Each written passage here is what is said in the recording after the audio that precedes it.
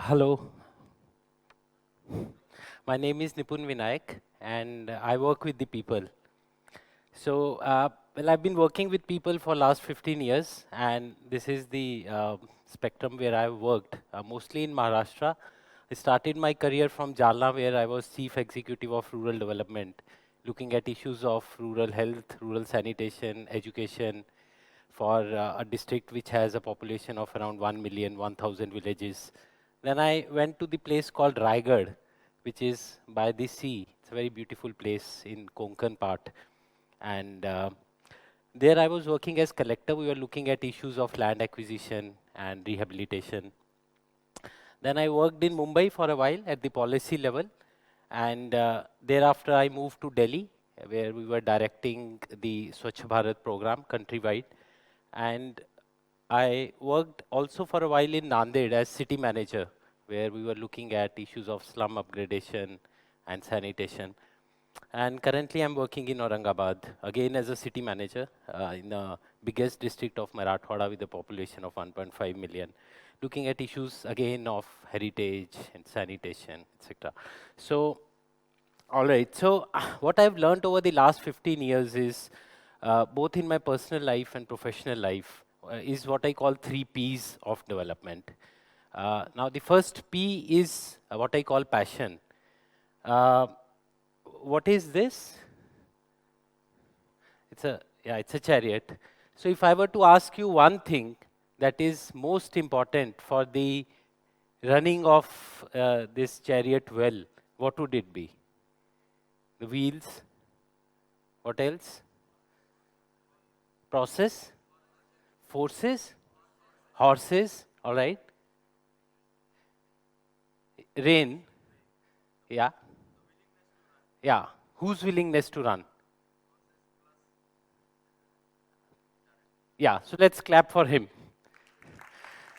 So, if this chariot is to run, if the wheels are fine, if the rain is good, if the rider is good, but the horses are not in a mood to run, they say, no, we'll go tomorrow.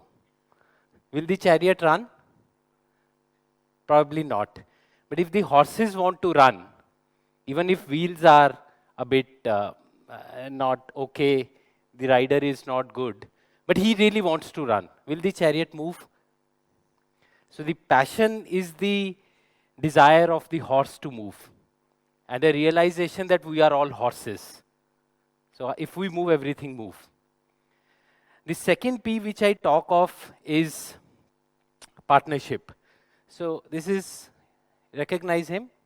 Is Sant Tukdoji Maharaj, who wrote a treatise on village development. And decades ago, he wrote something, Gram Vikasache Ekach Yantra, Sajjanani Yave Ekatra, which means that a village would develop if there are different thoughts, and unless the leaders of all those thoughts come together, set aside their differences apart, the village doesn't develop. So partnership stems from the fact that as government, we do not have all the skills required to carry out various specialized functions which we do, like transportation, education, people's engagement. So we need to engage people who are expert in their job.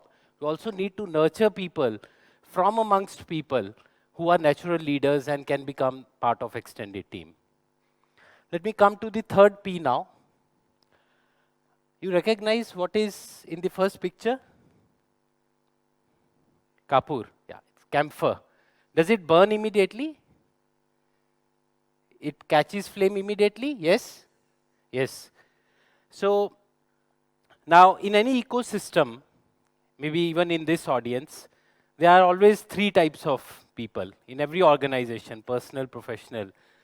Around 5 to 10% people are like camphors. So you give a good idea, they will catch fire immediately.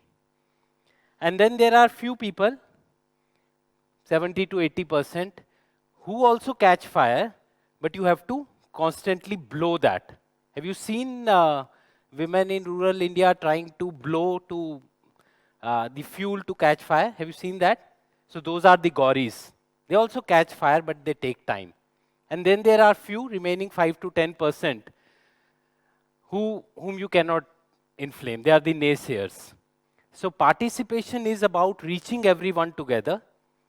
The campers, get them on your side first, continue to work with people who need little blowing, they'll also get on your side, and ignore the naysayers. They'll be on your side after work is done. So these three P's have been the guiding principles for my work.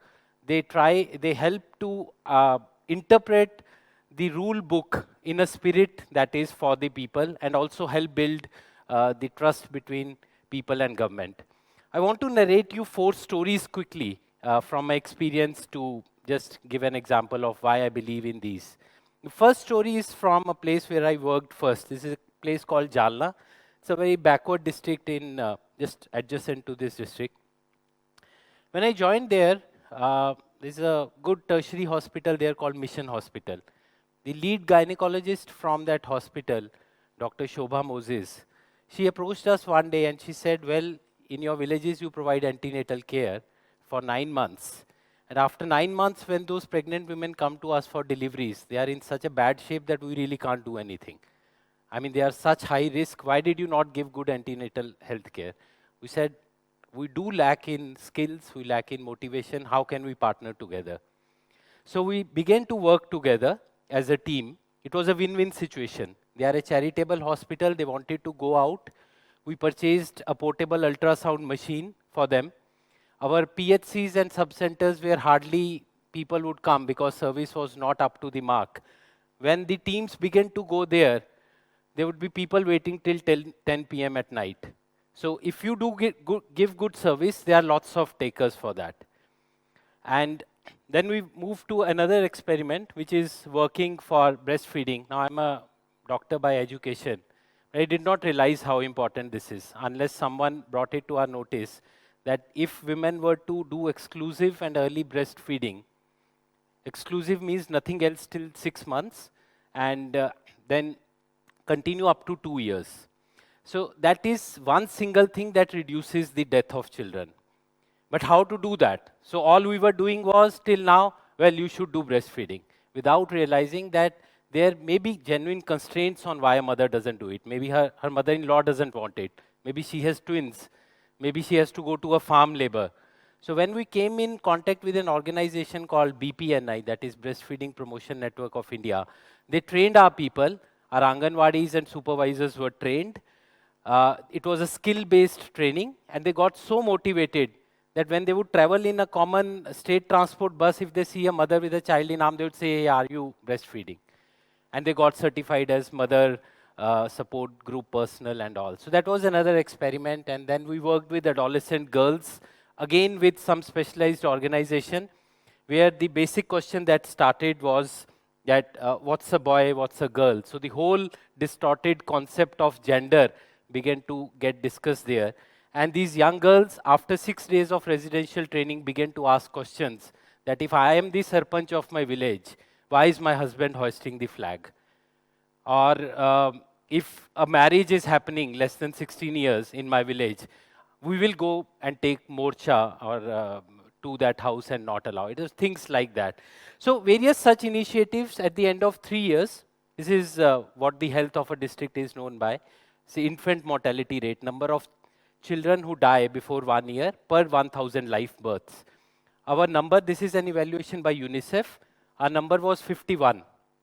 In 3 years, it came down to 21.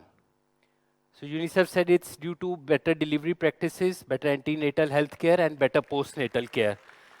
And the stillbirth rate also halved. So we are not looking at these numbers. We were just doing whatever is required with people who knew how to do their job, and our own staff was part of it. So our own nurses, they were sent to Mission Hospital to upgrade their skills. They got so motivated, they would conduct deliveries in sub-center. And she would say, I am the doctor of my sub-center. So that's the kind of teamwork we are talking of. Let me come to the second district where I worked. This is a place called Raigad. Quite a different district, history of violent struggle, because it's close to, it's a very beautiful place, so lots of projects come there. There is always friction between projects, so-called development and environment. So a very big corporate house was to bring up a mega SEZ in this district. It was to cover 45 villages, 10,000 hectares of land. So entire agricultural land of 45 villages was to go. Now there were people resisting this project because for SEZ, you cannot take agricultural land. That's the policy. And this was good agricultural land. Now the corporate company in their agreement was writing, this land is not even fit for grazing. Blatant lies. And during that time, government said, all right, you ask people what do they want. Now, many a times when we ask people what they want, probably we just ask them and it's a report which gets in some file and not really looked at. When we ask the people, we first started with who to ask. So there should be nobody talking on anybody's behalf. If it is your land, tell us, do you want to give it for SEZ, or do you not want to give it, or do you want to give it on some conditions? So it was an election-like exercise done for 10,000 farmers in single day, which came to be known as the first referendum of India. Out of 10,000 farmers, 9,600 said we do not want to give our land. Now this is the beauty of democracy, and this is what we are all proud of. If people really want something and they make it known, then they are heard. So the project was denotified. For perhaps the first time in the history of this country, the farmers won against the biggest corporate house of this country. So we became hero in the eyes of many, villain in the eyes of some. But we were not getting biased. We were trying to interpret law as it is, which is part of passion. I mean, you have to be just and impartial. The third district where we worked was Nanded. This was in the city manager role. So there were 10,000 slum upgradation houses coming up here. Now, when I was taken to one slum where houses were built, water supply was there, roads were there, everything was there, I thought people would be very happy. When we interacted, they said, no, all right, this is done, but that is not done. I found a big disconnect between people and our engineers. We engaged an organization called Media Matters. They do participative theater. Said there has to be a bridge between people and government. We cannot work like this. And those people identified 5 to 6, mostly youth, from 25 to 30 slums. We took them away out of their slum for a residential 6-day discussion, where we said, all right, let's now not blame each other, let's talk. What are the issues? We brought our municipality officers to talk to them face to face. And over 6 days, when you are staying together, truth has to come out. So when those issues came out, these boys and girls prepared a play, a drama, an act, which they enacted back in their own slum in front of the entire audience. So issues which were never spoken of, who is corrupt, who is inefficient, who is doing the wrong thing, were just said plainly in front of everyone. And that created some commotion, but that also created a bridge between us. So we wanted to make a point that we and them are not opposite on the opposite side. We have to work together. Yes, there are issues, but can we solve that problem? Again, another good organization called Spark in Mumbai, who work with slum dwellers and empower those women to construct their own houses. We invited them to Nanded. They trained our slum women. And when those women were talking to our slum women had traditionally been always with folded hands, always saying, please, please, please do this, this is not good. So they would go and work outside, but they would complain about their own house not being constructed well. So these women said, we were slum dwellers like you, today we are contractors. Why can't we construct our own houses? And getting confidence from those women, we organized this. That is the administrative part where you take risks, you have passion. We told our contractor to sublet 100 houses to these women. They constructed their houses in a better quality, much less cost. And these women, after having done their own houses, were now saying that we are now contractors, give us some more work. So that is where the bridge gets built. And that's where we also get happiness that something worthwhile is done. Quickly, the last program, Swachh Bharat, which is a national program. Hitherto, it had been implemented in a way where I would stand as government and tell you, hey, you are fools.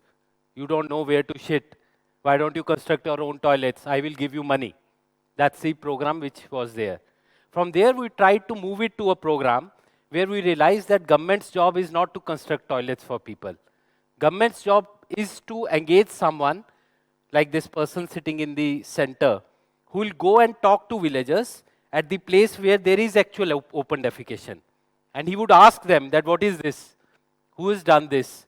Where does it go? And when this discussion, this self-analysis comes up, then the solutions and problems come from amongst the people. So it's not that people are not bothered by the problems. They'll pull your hand and show you, see, there people has defecated. So they are extremely affected by the problems already. We need to understand it from their point of view. That was the change that was brought. So I just wanted to elaborate on these 3 Ps. I think the scenario which we are talking of, and in the first TED talk, what I heard in the morning, that it's the environment that matters. So we in government, we work in a scenario where the team is very weak. And then there are lots of people who will always be obstructionists, who will always say, no, this cannot happen. And then the people for whom this entire program is are somewhere too distant, not even part of the game. Now, if you change this scenario to a scenario where your team is very strong, so for this you will have to take some risks, use innovations, get the good people in your team, make your team strong. Get the partners here. So the partners are the green people. So the Spark, the behavior change experts, the participative theater group, they were all our partners. When we got strengthened by the people who were experts, the value of these red fainted. It did not matter much. And the beautiful thing was that we had those natural leaders from slums who were part of our team. There were sanitation commandos who were working with this. So this is what happened. Now, if you work here, it's very difficult. If you work in this system, it is fun. But what requires is, so this is a tornado, and unless there is passion to bring about this, this doesn't happen. So those are the 3 Ps. I had started my career as a doctor. I wanted to become a cardiac surgeon when I was studying medicine, but this is where I landed. But I really enjoy my work, and thank you very much.